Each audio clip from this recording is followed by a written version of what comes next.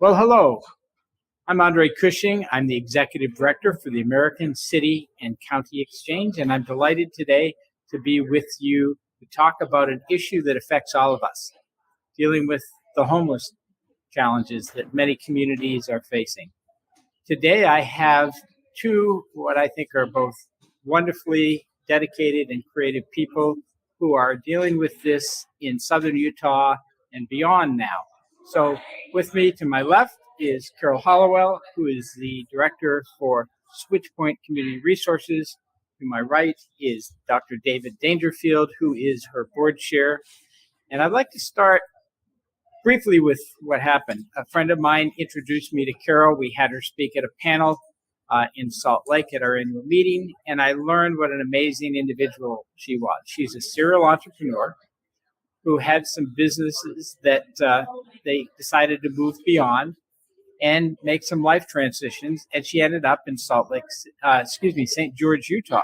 And Carol, tell us what one of those things were that led you to form Switchpoint. Thanks, Andre. I would say that probably the single greatest event that happened was I was driving down the street one day and saw a homeless individual in a wheelchair.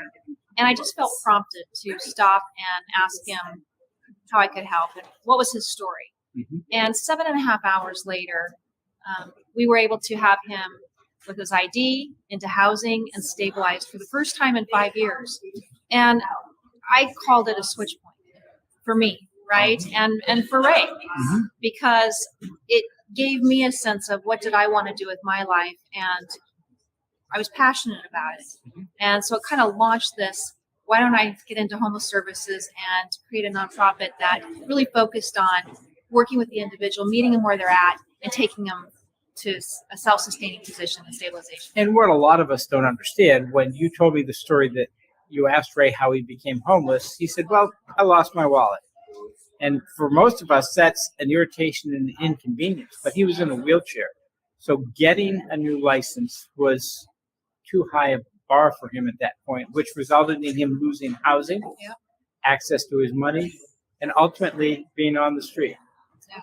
So David, you obviously have had some interesting aspects of your career dealing with some of the issues that homeless people face. How did you meet Carol, and what prompted you to be engaged with this amazing organization? Well, thanks for that opportunity. Actually, I was intrigued really by the whole notion of Switchpoint. I've been in healthcare for over 50 years, but then I began to think about that is an interesting concept. Mm-hmm. Because tell us a little bit about what a Switchpoint is. Yeah, it comes from a railroad. It comes from the railroad track, and they just pull one little lever, and the track changes. And so here goes the train. All of a sudden, they pull the lever, and the train starts very carefully, very gently to make a little distance change. And then a little greater. 10 miles down the road, they're a ways away from where they were going. And pretty soon, they're 180 degrees away from where they were going. And so for me, being in healthcare, I thought, well, that's really what it's all about, because so many of the people who are in poverty and also suffering from pretty significant health issues. And yet we can provide medicines and we can provide treatments and everything. But often what they need are those elements that really support and encourage their health, which are called the determinants of health. Mm-hmm. And that has to do with affordable, safe, decent housing, mm-hmm.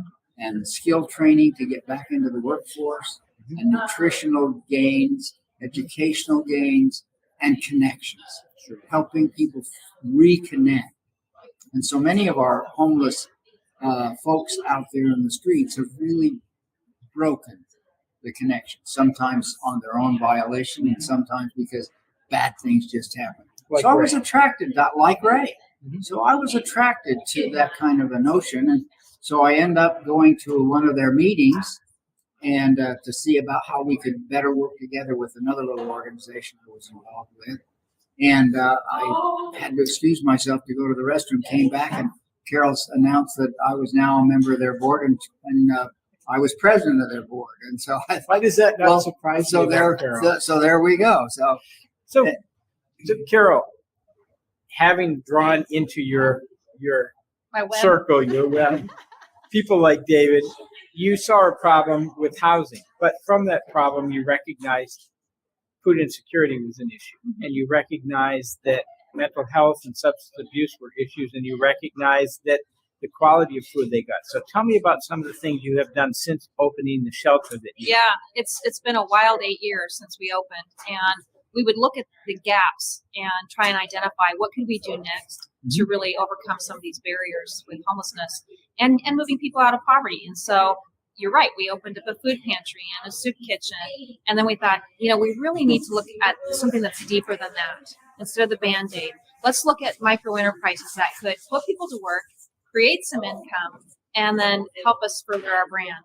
And so we then started looking at, we opened up an aeroponic garden that we sell food to our local hospital or to the community and to restaurants. We have 4 restaurants that buy from us, to a bakery, to doggy daycare businesses, to thrift stores, and a 24/7 childcare center. So on each one of those businesses, we try and find out what could we do? What is the community willing to pay for?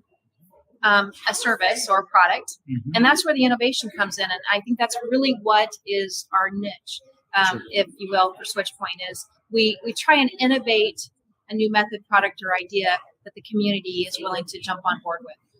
And what you're doing is you're creating a sustainable mission because, if I understand right, about 70% of the funds that you get are either private donations or your micro businesses generating resources. That's correct. We asked our clients to step up and become more self-sufficient. And so we, as a board and working with Carol, we said, well, how can we ask our clientele to do that if we don't do it ourselves? And so we're really trying to role model that we can also be self-sufficient, and therefore you can be self-sufficient. Great. And thank you for what you're doing. This is just a little taste of the creative ideas that solve some of the real-world problems that we face at the county and local level. I'm so delighted that you came to spend time with us here at this event, but more importantly, that you are continuing to share this mission with others who want to change things. So thank you for listening. If you want to know more about Switchpoint's services and the work that they do, what would be the website? Go to switchpointcrc.org. switchpointcrc.org. You got it. Check them out. The child care is an amazing addition. The hotels you're housing people in. So thank you for your time and interest in what we're doing here. And tune in later to the American City County Exchange for more creative ideas.